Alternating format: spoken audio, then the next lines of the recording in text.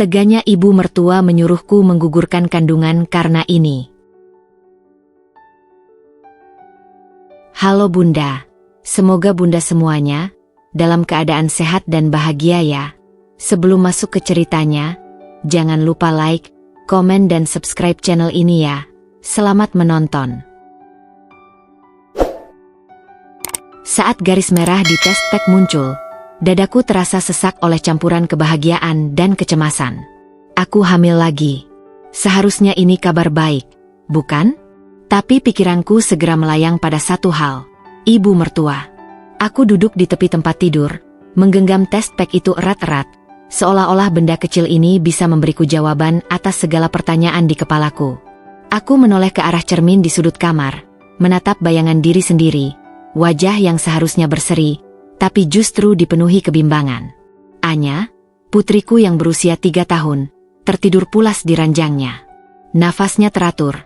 Ekspresi damai di wajahnya mengingatkanku pada saat pertama kali aku menggendongnya di rumah sakit. Aku mengelus perutku yang masih datar, membayangkan kehidupan baru yang kini tumbuh di dalamnya. Tiba-tiba, pintu kamar terbuka pelan. Mas Andi masuk, ekspresi lelah terlihat jelas di wajahnya. Sayang, kamu belum tidur? Tanyanya sambil berjalan mendekat. Aku ragu sejenak, lalu menunjukkan test pack itu padanya. Mas, aku hamil lagi. Matanya membesar, terkejut, lalu beralih ke wajahku, mencoba menebak reaksiku. Kemudian dia tersenyum kecil, tetapi aku bisa melihat sesuatu di matanya, sebuah kecemasan yang sama dengan yang kurasakan. Ini, kabar baik, kan? Tanyaku, suaraku sedikit bergetar. Mas Andi menghela napas panjang. Tentu saja. Tapi dia tidak melanjutkan kata-katanya, hanya meraih tanganku dan menggenggamnya erat sambil tersenyum. Aku tahu apa yang ada di pikirannya. Aku tahu siapa yang ada di pikirannya. Bu Rima, ibu mertuaku. Aku menelan ludah. Aku tahu aku harus menghadapi ini lagi. Ekspresi kecewa itu, tekanan yang tak henti-henti, dan ekspektasi yang selalu membebani. Kehamilan seharusnya menjadi momen yang membahagiakan. Tetapi mengapa justru aku merasa seperti akan memasuki medan perang?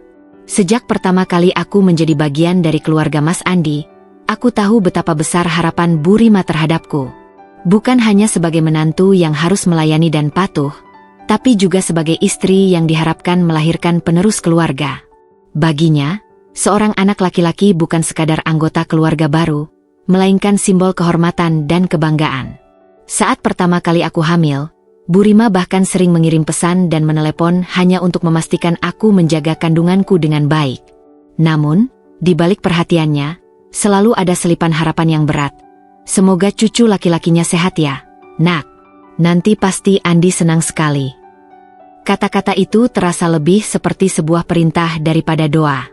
Saat dokter mengumumkan bahwa bayi pertama kami adalah perempuan, aku bisa melihat jelas perubahan di wajahnya. Senyum yang ia berikan terasa dipaksakan, seolah-olah ia berusaha menutupi kekecewaannya. Aku ingat hari itu dengan sangat jelas. Aku masih terbaring di ranjang rumah sakit, tubuhku lemah setelah berjam-jam berjuang melahirkan. Tetapi yang kulihat pertama kali bukan kebanggaan di mata mertuaku, melainkan ekspresi yang hampir kosong. Perempuan, ya, katanya pelan, lalu tersenyum kecil. Tapi aku bisa menangkap nada getir dalam suaranya. Sejak saat itu, aku tahu Anya tak akan pernah mendapatkan cinta yang sama seperti yang mungkin akan diberikan jika dia terlahir sebagai laki-laki. Setelah kepulangan kami dari rumah sakit, perlakuan Bu Rima berubah. Bukan berarti ia jahat pada Anya. Tidak, dia tetap neneknya, dan tetap memberinya perhatian, tapi ada jarak yang tak bisa kuabaikan. Saat ada tamu yang berkunjung dan menanyakan tentang cucunya, ia selalu berbicara dengan nada datar, tanpa semangat. Jika dibandingkan dengan cucu laki-laki dari saudara iparku, Anya selalu terasa seperti bayangan yang nyaris terlupakan. Aku bisa menerima jika dia tidak begitu menyukaiku sebagai menantu, tetapi melihat anakku diperlakukan dengan perbedaan yang begitu mencolok, hatiku terasa perih. Aku mencoba menenangkan diri dengan berpikir bahwa mungkin aku hanya terlalu sensitif, bahwa aku terlalu banyak membaca hal-hal yang sebenarnya tidak ada. Tapi semakin hari, semakin jelas perbedaan perlakuannya. Jika aku dan Anya berkunjung ke rumahnya, Bu Rima selalu lebih bersemangat menyambut anak-anak lain yang datang. Kadang-kadang, Anya bahkan harus memanggilnya beberapa kali sebelum akhirnya mendapat perhatian. Aku tahu Anya masih terlalu kecil untuk mengerti, tetapi sebagai ibu, aku bisa merasakan betapa dia harus berusaha lebih keras untuk mendapatkan kasih sayang neneknya. Dan sekarang, aku hamil lagi. Aku tahu apa yang akan terjadi jika bayi ini kembali perempuan. Aku tahu ekspresi macam apa yang akan kuterima. Aku bahkan sudah bisa membayangkan reaksi Bu Rima saat mendengar kabar ini. Rasa antusias yang penuh harap, lalu kekecewaan yang coba disembunyikan saat mengetahui kenyataan. Aku tidak ingin anakku tumbuh dengan perasaan bahwa dirinya kurang diinginkan. Tetapi aku juga tahu aku tidak bisa mengubah pola pikir Bu Rima begitu saja.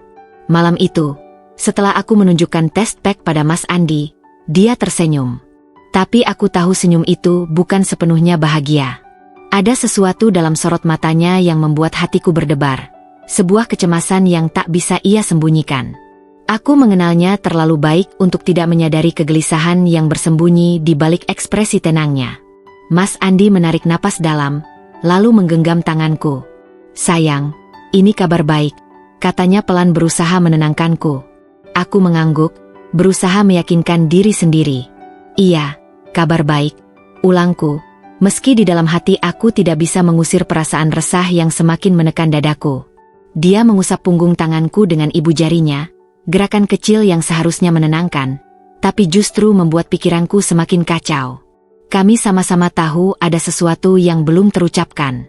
Kami berdua memahami apa yang akan terjadi selanjutnya, bahwa kabar ini bukan hanya tentang kehamilan, tetapi juga tentang ekspektasi yang akan kembali membebani kami. Aku menatapnya, mencoba mencari kepastian dalam matanya.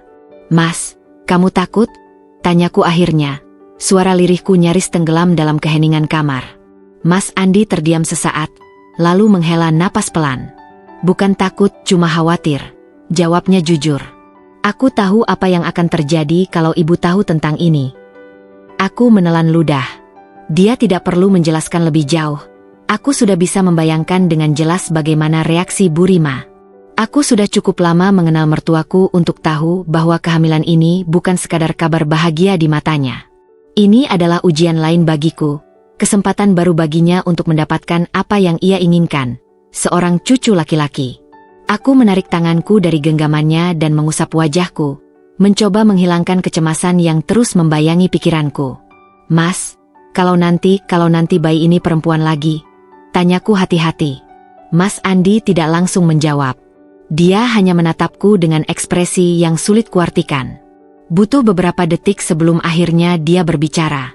"Aku tetap akan mencintainya, sama seperti aku mencintai Anya," katanya, suaranya mantap, tetapi ada sesuatu dalam caranya berbicara yang membuatku ragu.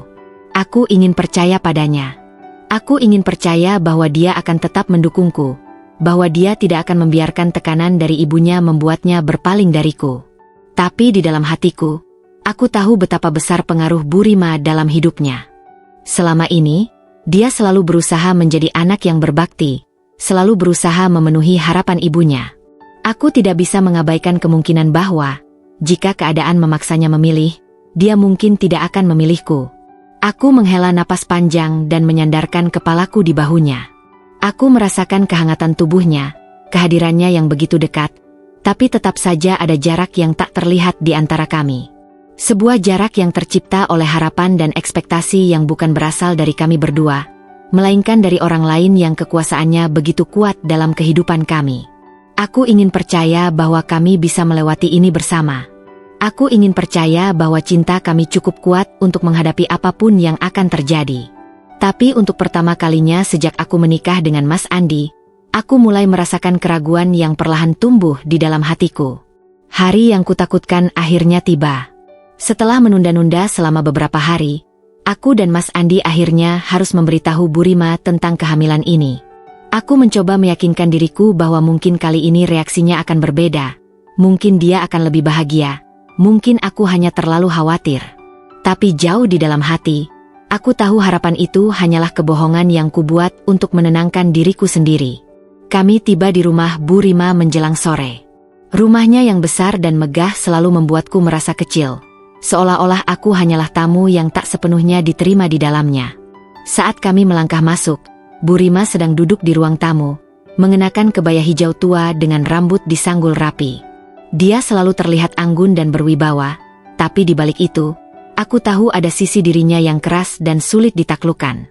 Aku menggenggam tangan Mas Andi erat-erat, mencari kekuatan darinya. Dia menoleh ke arahku, memberikan anggukan kecil sebelum akhirnya berbicara. "Bu, Syifa hamil lagi." Sekejap, ekspresi Bu Rima berubah. Matanya membesar, dan untuk sepersekian detik, aku bisa melihat cahaya antusias di wajahnya. Tapi itu hanya sesaat. Dia dengan cepat menguasai dirinya, menata ekspresinya kembali menjadi tenang dan datar.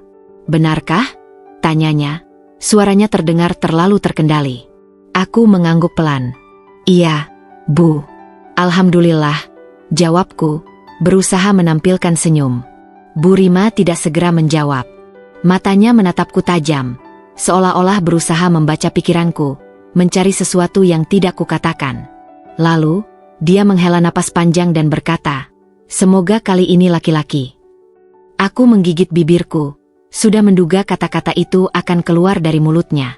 Aku melirik Mas Andi, berharap dia akan mengatakan sesuatu untuk mengubah arah pembicaraan, tapi dia hanya diam, menundukkan kepala. Aku berusaha mempertahankan senyumku. "Yang penting sehat, Bu," kataku, mencoba tetap tenang. "Tentu saja," jawabnya cepat. "Tapi kamu tahu sendiri, Syifa, seorang anak laki-laki itu penting untuk keluarga. Lelaki yang akan meneruskan nama keluarga ini, menjaga kehormatan kita. Anya manis, tapi dia perempuan. Pada akhirnya, dia akan menikah dan mengikuti suaminya. Berbeda dengan anak laki-laki." Aku merasakan hatiku mencelos. Betapa mudahnya Bu Rima mengesampingkan keberadaan Anya, seolah-olah anakku tidak cukup berharga hanya karena dia perempuan. Aku ingin membantah, ingin mengatakan bahwa nilai seorang anak tidak diukur dari jenis kelaminnya, tapi aku tahu percuma. Bu Rima sudah terlalu lama hidup dalam keyakinannya, dan aku hanyalah menantu yang tidak memiliki cukup kuasa untuk mengubahnya. "Kapan periksa ke dokter?" tanyanya lagi. "Minggu depan, Bu," jawab Mas Andi, akhirnya ikut bicara. "Semoga semuanya lancar." Bu Rima mengangguk, lalu tersenyum tipis. "Kalau sudah tahu jenis kelaminnya, kasih tahu ibu duluan." "Ya," katanya. Aku hanya mengangguk, meski di dalam hati aku tahu bahwa hari itu, saat kami mengetahui jenis kelamin bayi ini, bukan akan menjadi hari yang mudah. 1 minggu kemudian, aku dan Mas Andi duduk di ruangan dokter kandungan, menunggu hasil pemeriksaan USG. Jantungku berdebar kencang saat dokter menggerakkan alat di atas perutku yang masih belum terlalu membesar.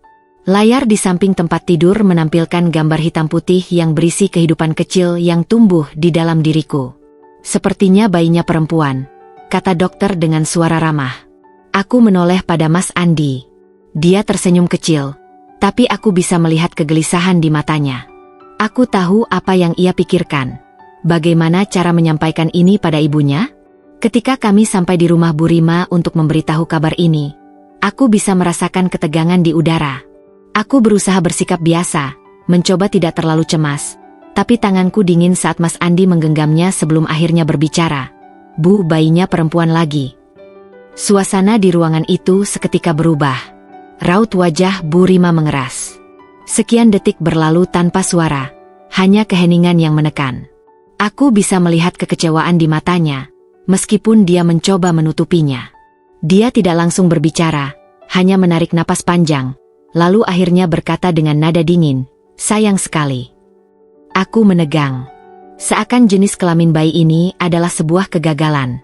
Seakan ini adalah sebuah kekecewaan besar yang harus kutanggung.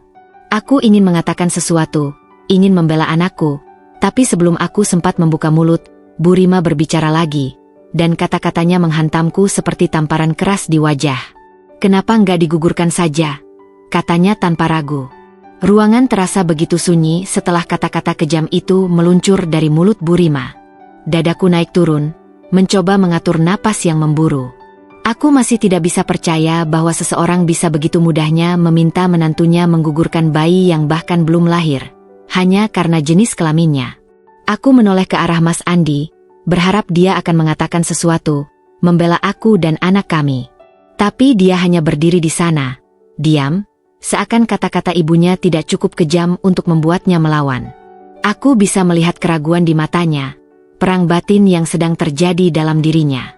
Dan justru itu yang membuat hatiku semakin hancur. Ibu, itu anak kami. Suaranya akhirnya keluar, tapi tidak sekuat yang kuharapkan. Ada keraguan di sana, ada ketakutan yang membuatku semakin sadar betapa sulitnya posisi kami sekarang. Bu Rima menatapnya dengan tajam. Anak yang tidak akan membawa manfaat untuk keluarga ini, katanya dingin. Andi, kamu tahu ini benar. Kalau kamu terus begini, kamu hanya akan merusak masa depanmu sendiri.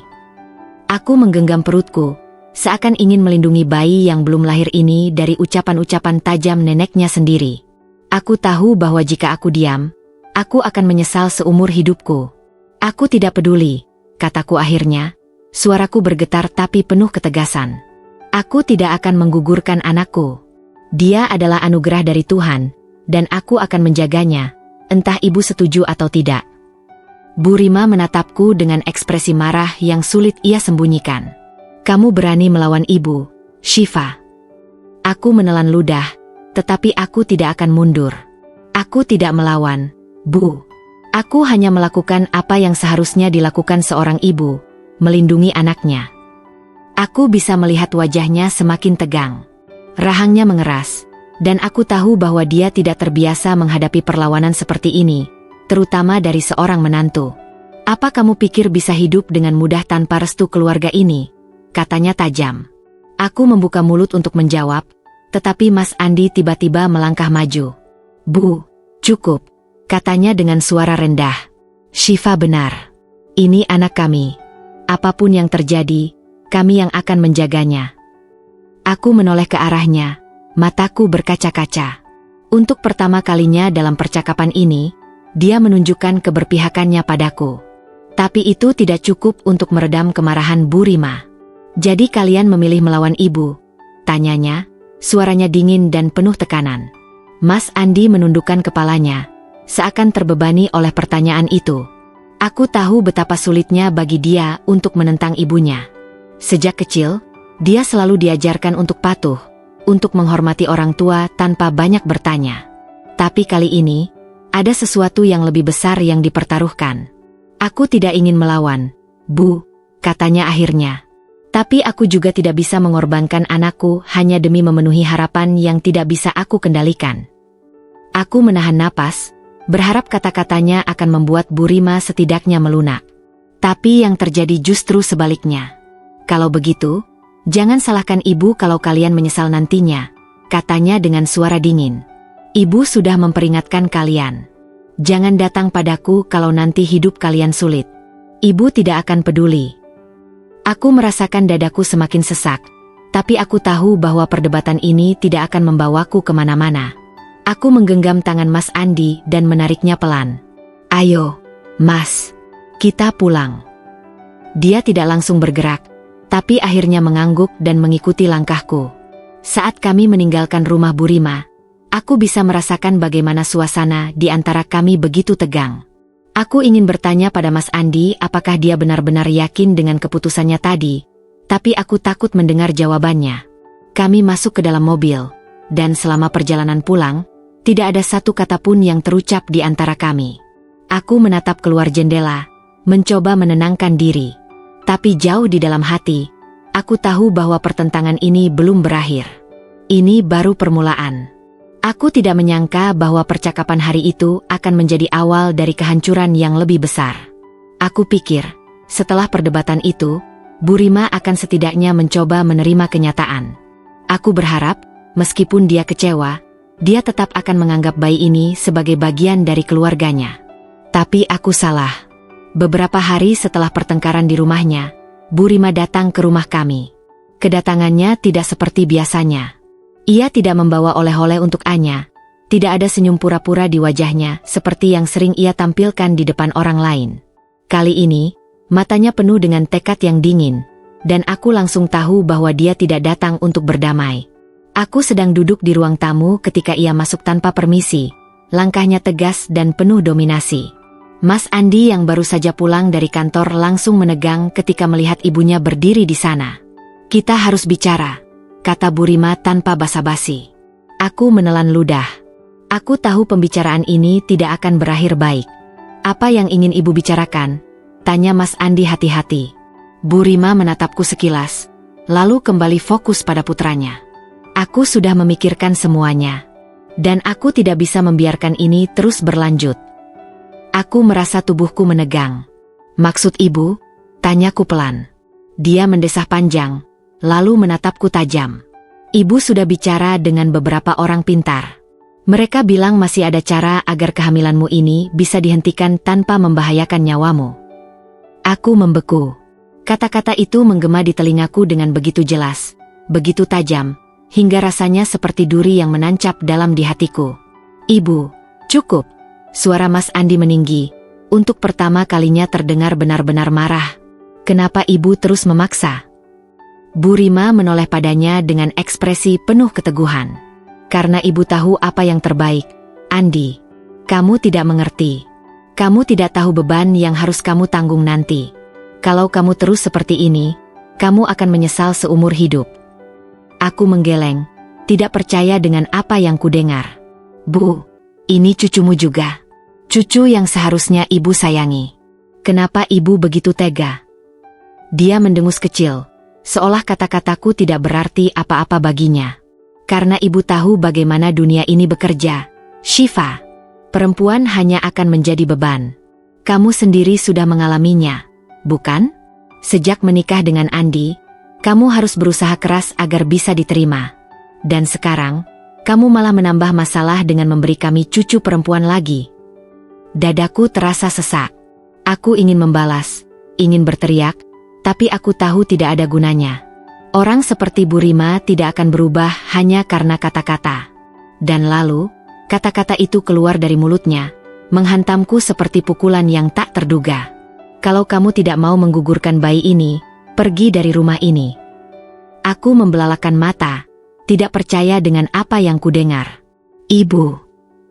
Suara Mas Andi terdengar putus asa. Bu Rima menatapnya tajam.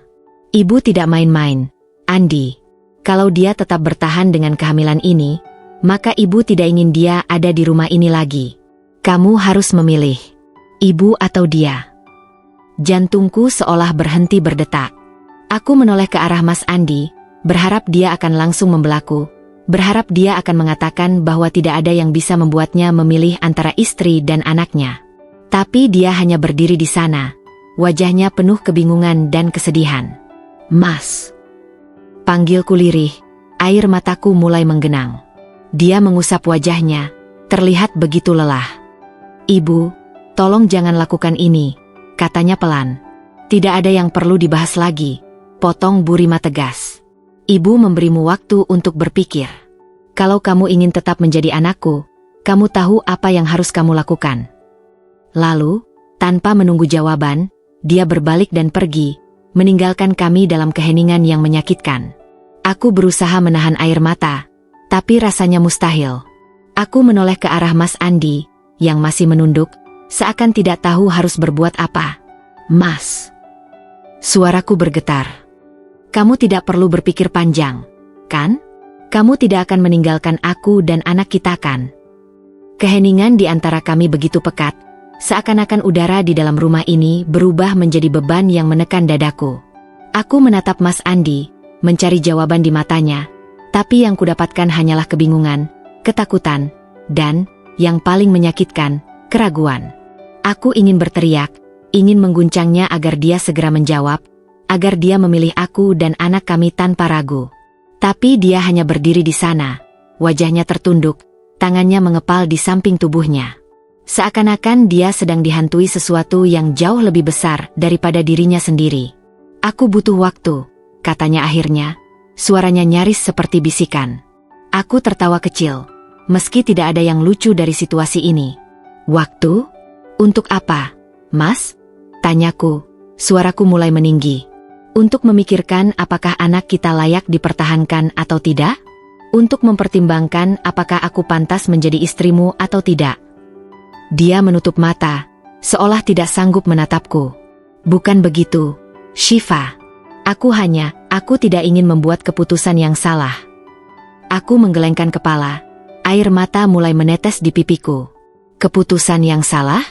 Mas, satu-satunya keputusan yang salah adalah membiarkan ibumu mengendalikan hidup kita. Satu-satunya kesalahan adalah kalau kamu benar-benar mempertimbangkan untuk meninggalkanku hanya karena aku ingin mempertahankan anak kita. Dia terdiam. Keheningannya membuatku semakin sakit hati. Aku menunggu beberapa detik, berharap dia akan berkata sesuatu, berharap dia akan berbalik dan meyakinkanku bahwa aku tidak sendirian. Tapi tidak ada kata-kata yang keluar dari mulutnya. Aku menarik napas dalam, berusaha mengendalikan emosi. Baiklah, kataku akhirnya. Kalau begitu, aku yang akan mengambil keputusan untuk kita berdua. Aku melangkah menuju kamar, menarik koper dari dalam lemari dan mulai memasukkan pakaianku ke dalamnya. Tanganku gemetar, tapi aku terus bergerak, menahan air mata yang ingin tumpah. Aku mendengar langkah kaki Mas Andi mendekat, tapi aku tidak peduli. Shiva, jangan seperti ini, katanya. Suaranya terdengar putus asa. Aku menoleh padanya, menatapnya dengan mata yang penuh dengan luka. Jangan seperti ini? Aku harus bagaimana, Mas? Menunggu sampai kamu akhirnya memutuskan apakah aku pantas menjadi bagian dari hidupmu atau tidak? Aku tidak bisa. Aku tidak akan membiarkan anakku hidup dalam ketidakpastian seperti ini. Dia mengusap wajahnya, terlihat begitu lelah. Aku hanya tidak ingin kehilangan keluargaku, Shiva. Aku tertawa sinis. Keluarga yang mana, Mas? Aku dan anak kita, atau ibu? Dia tidak menjawab. Dan aku tahu, itu sudah cukup menjadi jawaban. Aku mengancingkan koperku dan mengangkatnya. Mas Andi masih berdiri di pintu kamar, seakan ingin menghentikanku, tapi tidak cukup berani untuk benar-benar melakukannya. Shiva, tolong. Aku menghela napas panjang, menenangkan diri sebelum akhirnya berkata dengan suara lirih. Mas, aku mencintaimu. Aku ingin kita tetap bersama. Tapi kalau aku harus memilih antara bertahan di sini dan mempertahankan anak kita, maka aku akan selalu memilih anak kita. Aku melangkah melewatinya, dan untuk terakhir kalinya, aku berharap dia akan menghentikanku. Aku berharap dia akan menarik tanganku, memelukku, mengatakan bahwa dia memilih aku. Tapi dia hanya berdiri di sana, membiarkanku pergi. Dan saat aku menutup pintu rumah itu, aku sadar bahwa hatiku tidak hanya meninggalkan rumah itu, tapi juga meninggalkan laki-laki yang dulu kucintai dengan segenap hatiku. Angin malam menyentuh wajahku saat aku melangkah keluar dari rumah yang telah menjadi tempatku berlindung selama bertahun-tahun. Koperku terasa berat, bukan hanya karena isinya, tetapi juga karena beban emosional yang harus kutanggung. Setiap langkah yang kuambil terasa seperti luka yang semakin dalam, tapi aku tahu, aku harus tetap berjalan. Aku harus pergi. Di depan rumah, aku melihat taksi yang kupesan sudah menunggu. Aku menoleh sekali lagi ke belakang, berharap Mas Andi akan muncul, berlari ke arahku, menarik tanganku, dan mengatakan bahwa dia telah memilihku. Tapi yang kulihat hanyalah jendela-jendela rumah yang gelap dan pintu yang tetap tertutup, seolah-olah aku memang tidak pernah ada di sana. Air mataku jatuh tanpa bisa kutahan. Dengan hati yang berat, aku masuk ke dalam taksi dan memberitahu sopir alamat rumah orang tuaku. Saat mobil mulai melaju, aku menunduk, menggenggam perutku yang masih belum terlalu besar sambil memeluk Anya yang belum paham apa yang terjadi. Nak, kita akan baik-baik saja. Ibu janji akan melindungimu. Ibu, kita mau kemana? Kenapa membawa barang banyak sekali? Kenapa ayah ditinggal di rumah, Bu? Tanya Anya yang penuh kebingungan. Kita akan berlibur panjang ke rumah nenek, sayang. Ayah tidak bisa ikut karena ayah harus bekerja. Jawabku serai mengelus kepala Anya, mencoba memberi ketenangan. Perjalanan pulang terasa begitu panjang. Aku memikirkan banyak hal, tentang pernikahanku, tentang bagaimana aku dan Mas Andi dulu saling mencintai, tentang bagaimana kami berjanji untuk selalu bersama. Aku tidak pernah membayangkan akhir seperti ini. Tapi hidup tidak selalu berjalan sesuai harapan. Sesampainya di rumah orang tuaku, ibu adalah orang pertama yang menyambutku. Begitu melihat wajahku yang penuh kesedihan, ia langsung menarikku ke dalam pelukannya. Shiva, ada apa? Kenapa kamu pulang malam-malam begini? Tanyanya khawatir. Aku tidak bisa menjawab. Aku hanya menangis dalam pelukannya, membiarkan semua emosi yang kutahan selama ini akhirnya tumpah. Ibu tidak bertanya lebih lanjut, hanya mengusap punggungku dengan lembut, memberikan kenyamanan yang sangat kubutuhkan. Setelah aku sedikit tenang, aku mulai menceritakan semuanya. Tentang ultimatum Bu Rima, tentang keraguan Mas Andi, tentang bagaimana aku akhirnya memilih untuk pergi. Ayah yang sedari tadi diam hanya menghela napas panjang, lalu berkata dengan suara berat, "Ayah selalu percaya bahwa laki-laki sejati adalah yang berdiri di samping istrinya, bukan bersembunyi di balik ibunya. Kalau Andi tidak bisa memilihmu, maka dia tidak pantas untukmu, nak." Kata-kata ayah membuat air mataku mengalir lagi. Sebegitu mudahnya kah aku dianggap tidak penting dalam hidup Mas Andi? Apakah semua tahun yang kami lalui bersama tidak ada artinya baginya? Malam itu, aku tidur di kamar lamaku, tempat yang dulu menjadi saksi bisu masa remajaku. Aku berbaring di kasur, menatap langit-langit, memikirkan bagaimana hidupku kini berubah. Aku kehilangan suamiku, tapi aku tidak akan kehilangan anakku. Aku akan menjadi ibu yang kuat, apapun yang terjadi. Beberapa minggu kemudian, aku menerima kabar yang tidak pernah kuharapkan.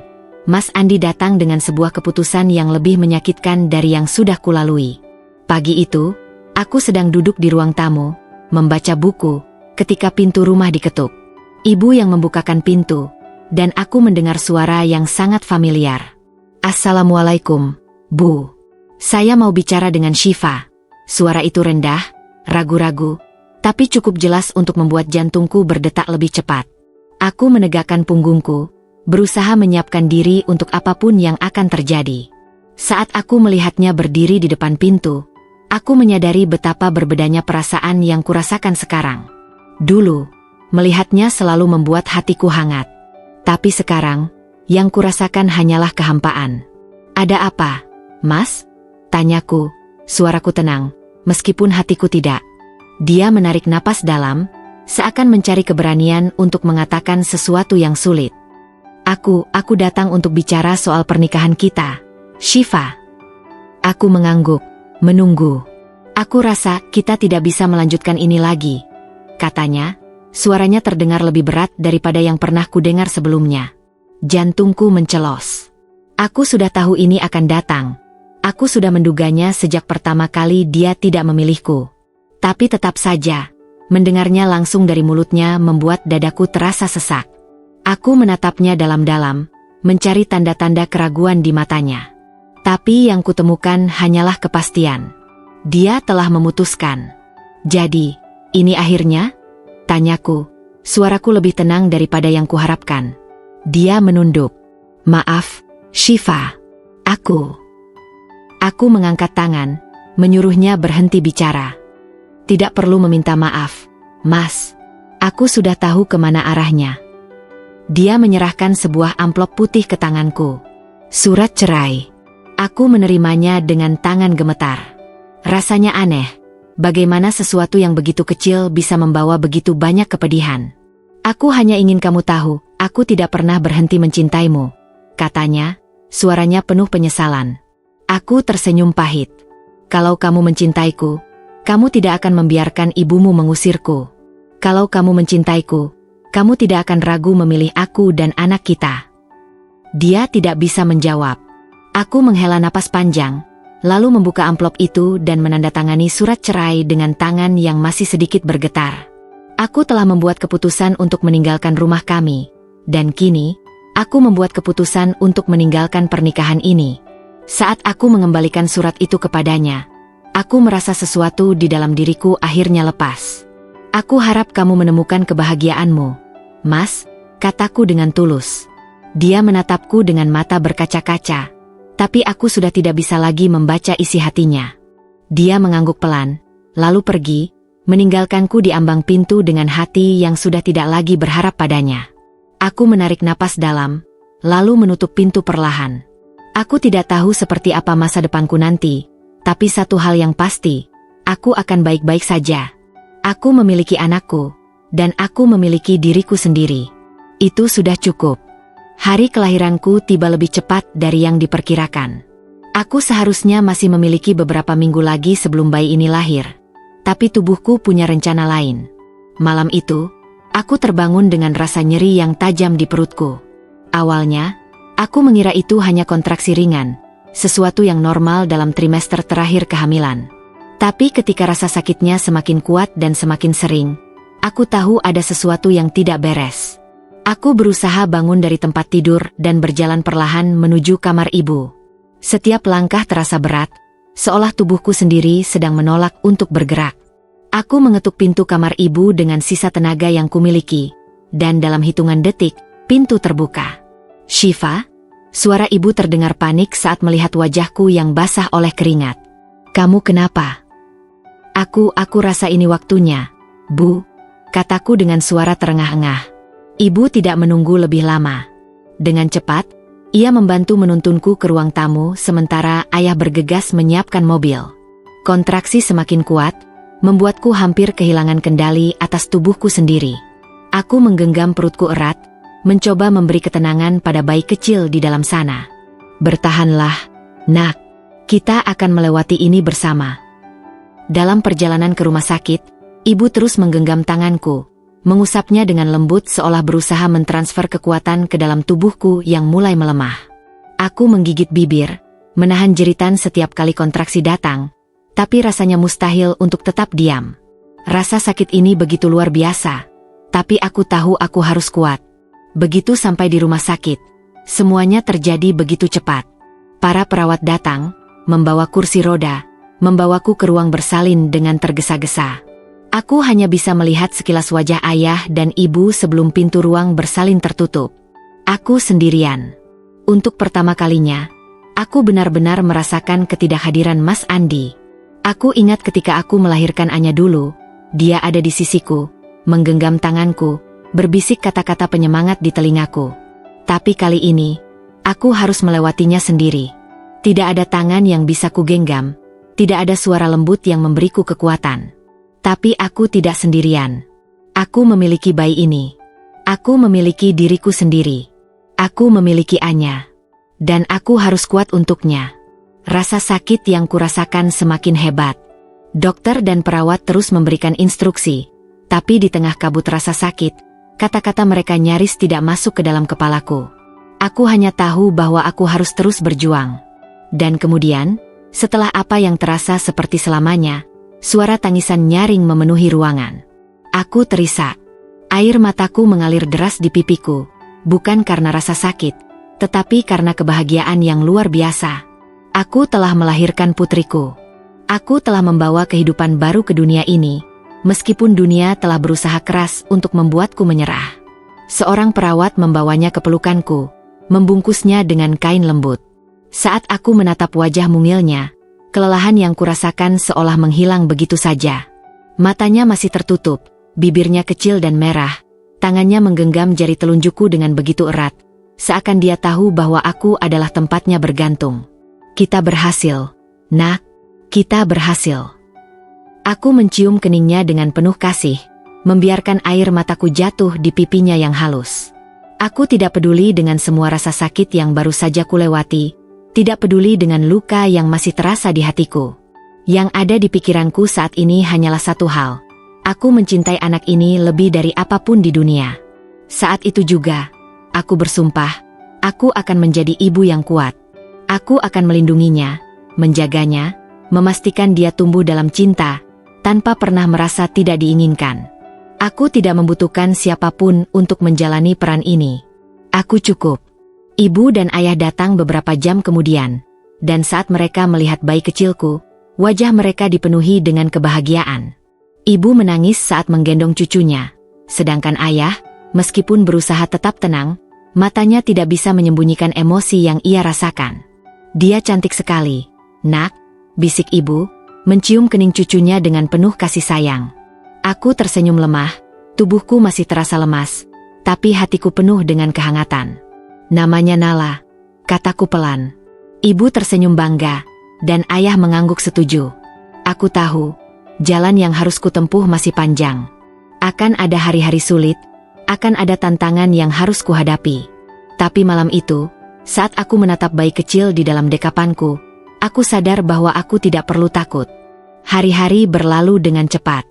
Hidupku kini dipenuhi dengan tangisan bayi, malam-malam tanpa tidur, dan kelelahan yang luar biasa. Tapi di balik semua itu, ada kebahagiaan yang tidak bisa digantikan oleh apapun.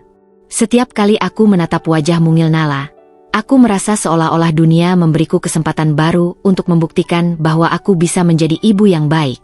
Anya juga sangat menyayangi adiknya. Meskipun usianya baru 4 tahun, dia sudah menunjukkan kepedulian yang luar biasa. Setiap kali Nala menangis, Anya akan berlari-lari kecil menghampiriku, mengatakan bahwa adiknya butuh susu atau pelukan. Terkadang dia akan duduk di samping tempat tidur bayi, menyanyikan lagu-lagu kecil yang ia ciptakan sendiri, seolah ingin menenangkan adiknya dengan suaranya yang lembut. Aku bersyukur karena memiliki kedua anak ini. Mereka adalah alasan aku tetap berdiri, tetap berjuang, tetap tersenyum meskipun luka di hatiku belum sepenuhnya sembuh. Aku masih ingat hari di mana aku menandatangani surat cerai dari Mas Andi, bagaimana tanganku gemetar, bagaimana hatiku terasa kosong. Tapi sekarang, aku mulai memahami bahwa kehilangan bukanlah akhir dari segalanya.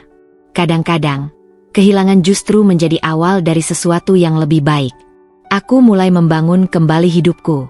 Aku kembali bekerja di sebuah perusahaan kecil sebagai desainer grafis lepas. Aku bekerja dari rumah, mengurus anak-anak, dan secara perlahan belajar untuk mencintai kehidupanku yang baru. Aku merasa lebih damai, lebih mandiri, dan lebih kuat dari sebelumnya. Namun, tepat ketika aku mulai merasa tenang, sebuah kejutan datang.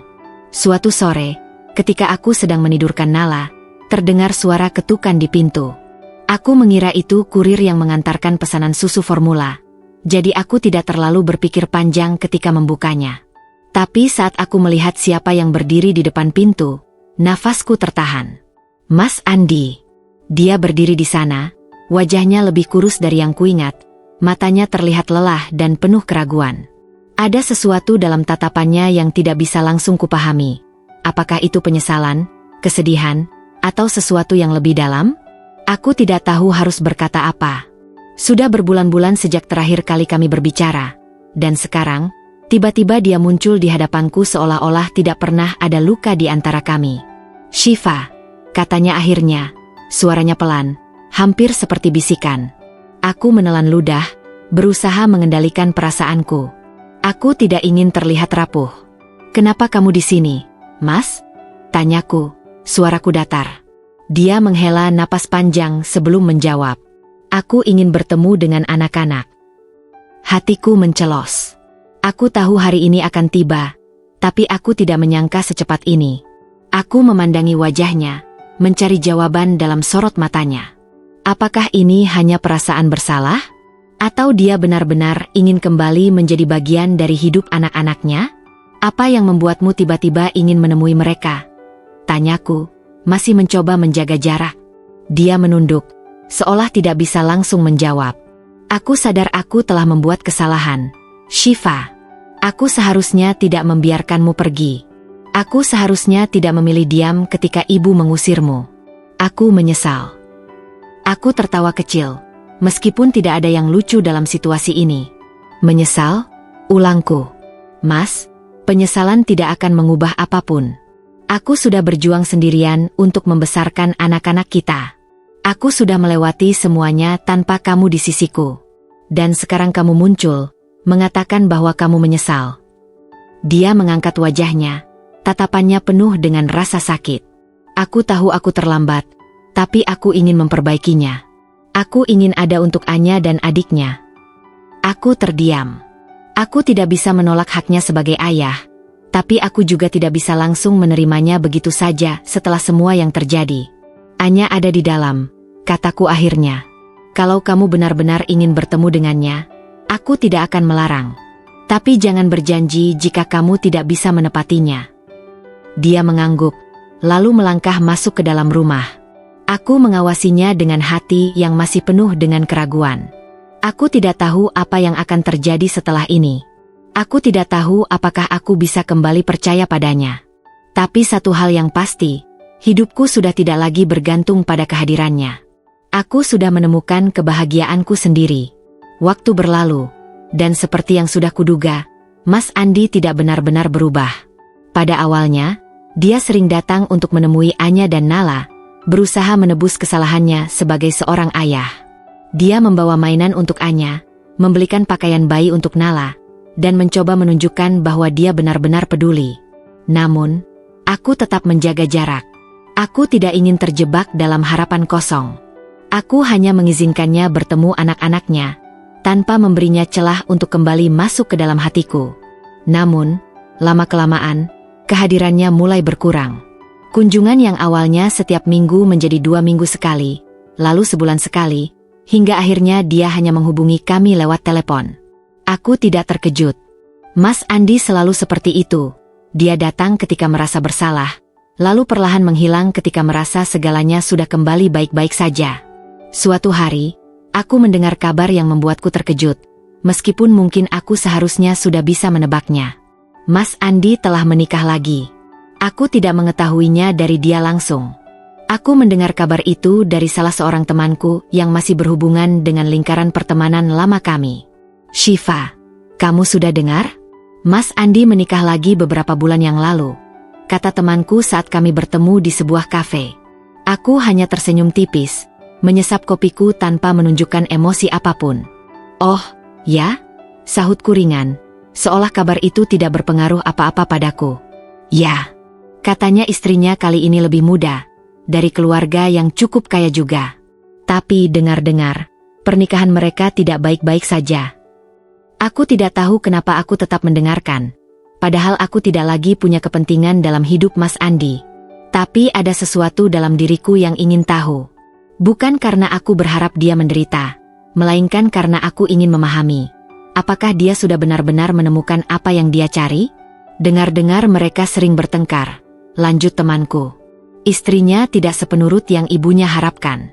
Dan Mas Andi juga tidak berubah, masih sama seperti dulu, selalu berada di bawah bayang-bayang ibunya. Aku tersenyum pahit. Tentu saja. Itu selalu menjadi akar dari semua masalah kami. Aku tahu bahwa jika dia tidak bisa berdiri sendiri dalam pernikahan kami, dia juga tidak akan bisa melakukannya dengan orang lain. Beberapa bulan kemudian, kabar yang sudah kuduga akhirnya datang. Mas Andi bercerai lagi. Aku tidak tahu bagaimana tepatnya pernikahan itu berakhir, tapi dari yang kudengar, istrinya tidak tahan dengan tuntutan yang sama seperti yang pernah kualami. Ekspektasi dari mertuanya yang terlalu tinggi, ketidakmampuan Mas Andi untuk membela pasangannya, dan siklus kekecewaan yang terus berulang. Aku tidak merasa senang ataupun puas mendengar kabar itu. Aku hanya semakin yakin bahwa keputusanku untuk pergi dulu adalah hal yang benar. Jika aku masih bertahan dalam pernikahan itu, mungkin aku juga akan mengalami hal yang sama berulang kali, tanpa pernah benar-benar merasa dihargai.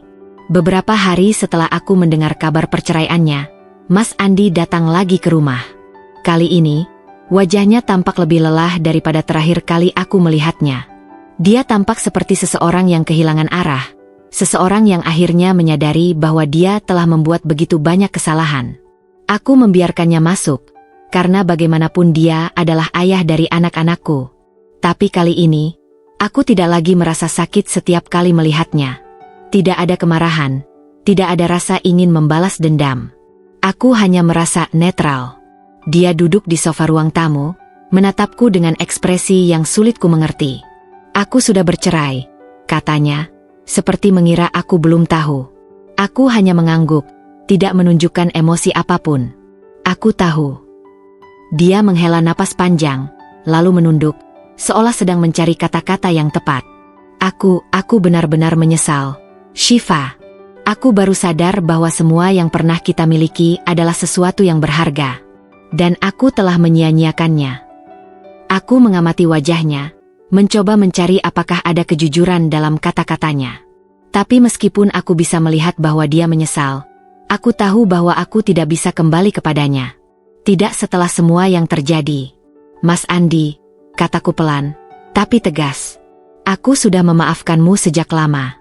Tapi memaafkan tidak berarti aku bisa kembali seperti dulu. Hidupku sekarang sudah berbeda. Aku sudah menemukan kebahagiaanku sendiri, dan aku tidak ingin kembali ke masa lalu yang menyakitkan. Dia menatapku dengan mata yang berkaca-kaca, seolah berharap aku akan mengatakan sesuatu yang berbeda. Tapi aku tetap diam, menunggu dia menerima kenyataan. Aku mengerti, katanya akhirnya. Suaranya terdengar patah. Aku hanya berharap kita bisa tetap menjadi orang tua yang baik untuk anak-anak kita. Aku tersenyum kecil. Itu memang yang seharusnya kita lakukan sejak awal, bukan? Dia mengangguk, lalu mengusap wajahnya, seolah mencoba menenangkan dirinya sendiri. Aku tahu ini sulit baginya, tapi aku juga tahu bahwa ini adalah satu-satunya jalan yang benar. Setelah beberapa saat, dia berdiri. Aku akan tetap datang untuk melihat Anya dan Nala. Aku tidak akan menghilang lagi. Aku mengangguk, berharap kali ini dia benar-benar menepati kata-katanya. Saat dia berjalan keluar dari rumahku, aku merasa sesuatu di dalam diriku akhirnya benar-benar lepas. Aku tidak lagi memiliki beban di hati, tidak lagi merasa ada luka yang belum sembuh. Aku tidak membenci Mas Andi, tidak juga mengasihaninya. Aku hanya melihatnya sebagai seseorang dari masa laluku, seseorang yang pernah menjadi bagian penting dalam hidupku, tetapi tidak lagi memiliki tempat di masa depanku. Aku menutup pintu, lalu menghela napas panjang. Aku telah melewati begitu banyak hal, dan aku masih berdiri di sini, lebih kuat dari sebelumnya. Aku telah belajar bahwa kebahagiaan tidak datang dari seseorang, melainkan dari diriku sendiri. Hari-hariku kini lebih damai. Aku telah menata kembali kehidupanku, membangun masa depan yang lebih baik bagi diriku sendiri dan anak-anakku. Aku bekerja, bukan hanya untuk bertahan, tetapi untuk berkembang. Aku mulai mengambil lebih banyak proyek sebagai desainer grafis lepas, dan perlahan-lahan, aku mulai mendapatkan lebih banyak klien tetap. Aku juga mengikuti beberapa kursus online untuk meningkatkan keterampilanku. Setiap malam, setelah Anya dan Nala tidur, aku duduk di depan laptop, belajar dan mengerjakan proyek-proyekku. Kelelahan memang sering menghampiri, tapi setiap kali aku melihat anak-anakku tidur dengan damai, aku tahu semua ini sepadan. Anya tumbuh menjadi anak yang ceria dan penuh kasih sayang. Dia sangat menyayangi adiknya, selalu membantuku mengurus Nala dengan caranya sendiri yang menggemaskan. Aku bisa melihat bahwa dia mengerti situasi kami, meskipun dia masih terlalu kecil untuk memahami semuanya secara mendalam. Kadang-kadang, dia bertanya tentang ayahnya, dan aku selalu menjawab dengan jujur, tanpa menyisipkan kebencian atau dendam. Aku tidak ingin Anya atau Nala tumbuh dengan perasaan marah terhadap ayah mereka. Yang aku inginkan hanyalah mereka tahu bahwa mereka dicintai, olehku dan oleh siapapun yang benar-benar peduli pada mereka. Suatu hari, aku mendapat tawaran yang mengubah segalanya. Salah satu klienku, sebuah perusahaan desain terkenal, menawarkan posisi tetap kepadaku. Bekerja dari rumah selama ini memberiku kebebasan, tetapi tawaran ini adalah kesempatan langka, gaji yang jauh lebih tinggi, lingkungan kerja profesional, dan peluang untuk berkembang lebih jauh dalam karierku. Aku bimbang. Jika aku menerima tawaran itu, aku harus meninggalkan kenyamanan bekerja dari rumah dan mulai bekerja di kantor. Aku harus memikirkan siapa yang akan menjaga Nala saat aku bekerja. Ibuku sudah terlalu tua dan lelah apabila aku menitipkan Anya dan Nala kepadanya. Aku takut meninggalkan zona nyaman yang telah kubangun selama ini. Tapi di sisi lain, aku tahu bahwa ini adalah kesempatan yang tidak boleh kusia-siakan. Malam itu, aku duduk di meja kerja, menatap laptopku dengan pikiran yang berkecamuk. Lalu aku teringat sesuatu. Dulu, aku pernah takut untuk meninggalkan pernikahan yang tidak sehat, karena aku merasa tidak akan bisa bertahan sendiri. Tapi ketika aku akhirnya mengambil langkah itu, aku menemukan bahwa aku jauh lebih kuat daripada yang kubayangkan. Mungkin inilah saatnya bagiku untuk kembali melangkah maju. Aku akhirnya menerima tawaran itu. Aku mulai bekerja di kantor baru, dan meskipun awalnya sulit menyesuaikan diri, aku perlahan-lahan menemukan ritmeku. Aku menyewa pengasuh untuk Anya dan Nala, dan meskipun hatiku terasa berat setiap kali meninggalkannya, aku tahu ini adalah keputusan terbaik untuk masa depan kami. Hari-hari berlalu, dan aku semakin menikmati pekerjaanku. Aku bertemu orang-orang baru, mendapatkan pengalaman yang lebih luas, dan merasa lebih percaya diri dalam kemampuanku. Aku bukan lagi Shiva yang dulu, perempuan yang takut kehilangan dan bergantung pada orang lain untuk kebahagiaan. Sekarang, aku adalah perempuan yang mandiri, yang tahu apa yang diinginkan dalam hidupnya, dan yang tidak takut untuk mengejarnya. Pada suatu sore, saat aku pulang kerja, Aku melihat Anya dan Nala bermain di ruang tamu. Anya sedang membacakan cerita untuk adiknya, sementara Nala tertawa-tawa, menikmati suara kakaknya. Aku berdiri di ambang pintu, mengamati mereka dengan hati yang penuh. Dulu, aku pernah berpikir bahwa keluarga hanya bisa utuh jika ada seorang suami di dalamnya. Tapi sekarang aku tahu, keluargaku sudah utuh. Aku dan anak-anakku saling melengkapi, saling mendukung, dan saling mencintai tanpa syarat. Aku tersenyum, melangkah masuk, dan memeluk kedua anakku erat-erat. Hidupku tidak sempurna, tapi aku bahagia. Hidup terus berjalan, membawaku dan anak-anakku ke babak baru yang lebih tenang. Aku sudah menemukan ritmeku, membagi waktu antara pekerjaan dan keluarga, menikmati peran sebagai ibu sekaligus seorang profesional. Aku tak lagi merasa terbebani oleh masa lalu. Namun, seperti halnya ombak yang kadang kembali ke pantai, ada sesuatu yang menyeretku kembali ke kenangan lama. Pada suatu sore yang tenang, ketika aku sedang menemani Nala merangkak di lantai dan Anya menggambar di meja ruang tamu, ponselku bergetar. Nama yang muncul di layar membuatku terdiam sejenak. Mas Andi. Aku menghela napas panjang sebelum menjawab. Halo. Shiva, bisa kita bertemu? Suaranya terdengar ragu, seolah sadar bahwa permintaan ini mungkin tidak akan kuterima dengan mudah. Aku terdiam sesaat. Kami sudah lama menjalani hidup masing-masing. Dia memang masih sesekali datang menemui anak-anak, tetapi hubungan kami tak lebih dari dua orang tua yang berbagi tanggung jawab. Lalu, mengapa tiba-tiba ingin bertemu? Ada apa, Mas? Tanyaku akhirnya. Aku ingin bicara tentang kita, katanya pelan. Aku menutup mata sejenak, menenangkan hatiku. Sudah kuduga, cepat atau lambat, ini akan terjadi. Aku bisa merasakan bahwa dia ingin lebih dari sekadar menjadi ayah bagi anak-anak kami. Dia ingin menebus segalanya, mungkin ingin memperbaiki hubungan kami yang dulu hancur. Namun, aku tahu jawabanku tidak akan berubah. Kami bertemu di sebuah kafe kecil di dekat kantorku. Aku memilih tempat yang netral, bukan rumahku, bukan tempat yang penuh kenangan. Saat aku tiba, Mas Andi sudah duduk di sudut ruangan, menatap secangkir kopi di depannya dengan ekspresi yang sulit kutafsirkan. Dia mendongak ketika melihatku, tersenyum tipis, tetapi aku tidak membalasnya. Aku duduk di hadapannya, langsung ke inti pembicaraan. Apa yang ingin Mas bicarakan? Dia menghela napas, mengusap wajahnya. Aku ingin mencoba lagi, Shiva. Aku ingin kita menjadi keluarga seperti dulu. Aku menatapnya tanpa ekspresi. Mas Andi, keluarga kita sudah tidak sama lagi. Aku dan anak-anak sudah baik-baik saja. Aku tidak butuh pernikahan untuk merasa utuh. Tapi aku masih mencintaimu, katanya lirih. Aku tersenyum kecil, tetapi ada kesedihan di sana. Mungkin, Mas. Tapi cinta saja tidak cukup. Kalau cukup, kita tidak akan berada di sini sekarang. Dia terdiam. Aku bisa melihat rasa sakit di matanya, tapi aku tidak bisa membiarkan perasaannya mengubah keputusan yang sudah lama kubangun. Aku tidak membencimu, Mas, lanjutku dengan lembut. Aku sudah memaafkan semuanya. Tapi aku juga sudah menemukan hidupku sendiri. Aku tidak ingin kembali ke masa lalu yang membuatku kehilangan jati diri. Aku ingin terus maju, bersama anak-anak. Dia menunduk, tangannya mengepal di atas meja. Aku tahu ini sulit baginya.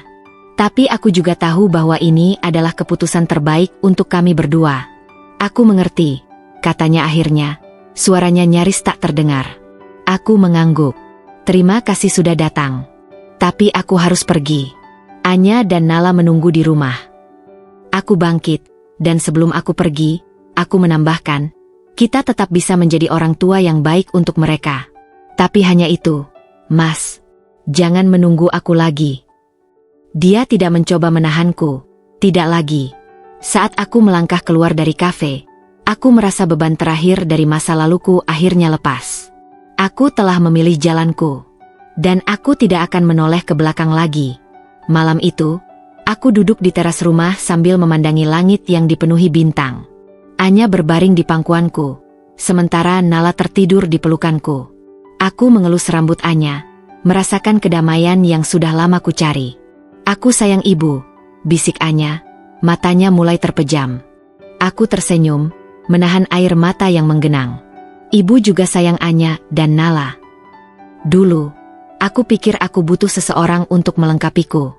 Tapi ternyata, kebahagiaan sejati bukanlah tentang menemukan seseorang untuk melengkapi kita, melainkan tentang menemukan diri kita sendiri. Aku dan anak-anakku sudah utuh. Dan itulah kebahagiaan yang sesungguhnya.